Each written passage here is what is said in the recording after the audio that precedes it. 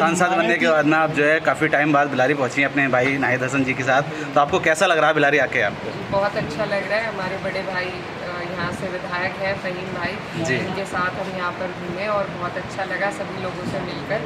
और उम्मीद है कि जिस तरीके से समाजवादी लगातार इस क्षेत्र में जीतती आई है, आगे भी जीतेगी। घर पे आए हैं हमारे बड़े भाई हैं फ़हीम भाई, और उनके यहाँ पर आना हुआ और बड़ा अच्छा लगा यहाँ पर सबसे मिलकर। तो बस पारिवारिक दौरा।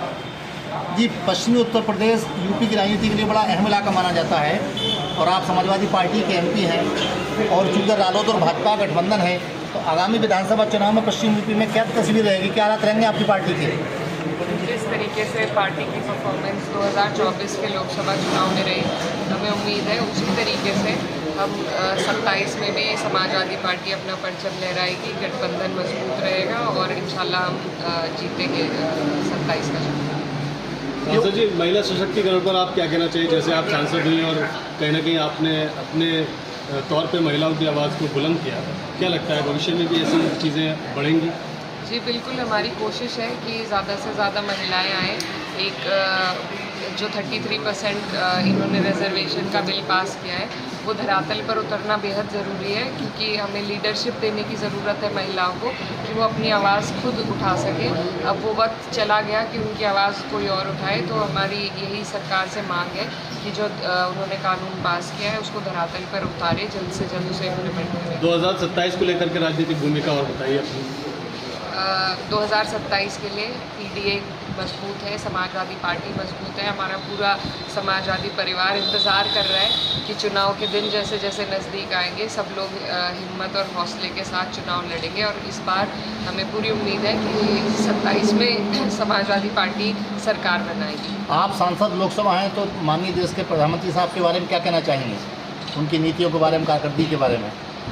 जी, मैं क्या कहना चाहूँगी, वो तो सारी दुनिया देख रही है, जान रही है किस तरीके से हमारी फॉरेन पॉलिसी में भी हम फेल हो रहे हैं, हमारी इकोनॉमी में भी हम फेल हो रहे हैं, और गुर्बत और जो बेरोज़गारी है वो किस तरीके से बढ़ रही है। युवा आज बेरोज़गार घूम रहा है। तो ये सारी चीज़ें हैं जिन पर अपने देश हित के लिए सोचने की सभी को ज़रूरत है, ख़ासतौर पर मौजूदा सरकार। सांसद जी, एक सवाल और लूँगा आपसे। आजकल जैसे नफ़रत की सियासत पे बहुत ज़्यादा जोर है और आपको भी उस तरह से चीज़ें पीछे देखने को मिली, काफ़ी टारगेट किया गया था, तो नफ़रत की सियासत की इस बानगी पर आपका अपना क्या पक्ष है?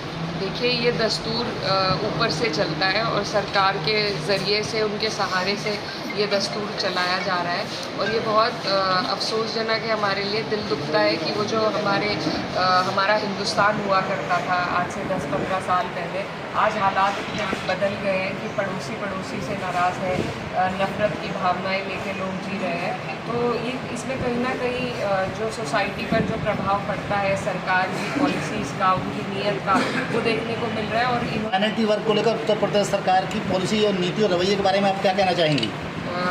जी देखिए, बिल्कुल हमारे ऊपर तो बुलडोज़र का राज चल रहा है, और आज ये हालात बना दिए गए हैं कि डर डर के सब जी रहे हैं कि कब किसके घर पे बिना बात मुकदमे आ जाएंगे, बिना बात बुलडोज़र चल जाएगा।